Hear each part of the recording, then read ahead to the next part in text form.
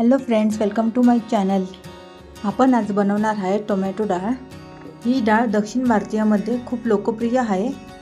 या डाळीला आंध्रामध्ये टोमॅटो पप्पू असंही म्हटलं जातं। चला तर मग स्टार्ट करूया रेसिपीला। येथे मी 2 वाटी तुरीची डाळ घेतली। डाळीला 2-3 वेळा पाण्याने स्वच्छ धुवून घेऊ। डाळ लवकर शिजण्यासाठी तुम्ही ती 15 ते 20 मिनिटे भिजत ठेवू शकता।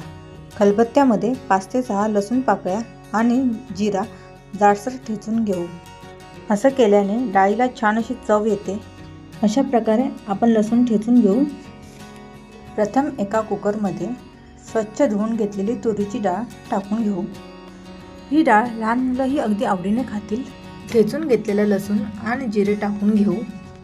येथे 1 टीस्पून एवढी हळद आणि 1 टेबलस्पून एवढी लाल तिखट आपण टाकून घेऊ। तुम्ही लाल तिखट चवीनुसार हे टाकू शकता।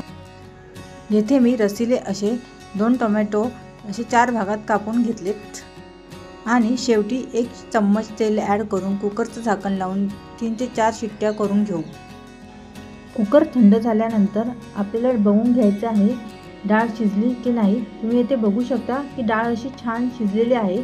त्याला मॅशरने असं छान आपण एकजीव करून घेऊ। आता फोडणीसाठी येथे कढईमध्ये आपण तेल गरम करून घेऊ।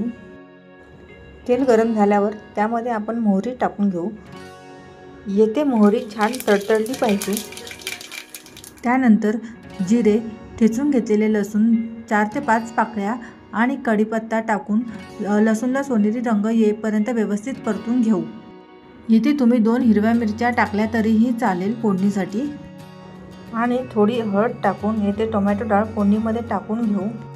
आता डाळ फोडणीमध्ये छान असं मिसळून घेऊ। इथे डाळ घट्टसर होती म्हणून मी येथे कोमट पाणी करून ते पाणी मी डाळीमध्ये ओतून घेतले। आता इथे चवीनुसार मीठ टाकून डाळीला एक छान अशी उकळी काढून घेऊ। आणि शेवटी येथे आपण बारीक चिरलेली कोथिंबीर टाकून डाळ छान असं मिसळून घेऊ। तयार आहे आपली टोमॅटो डाळ।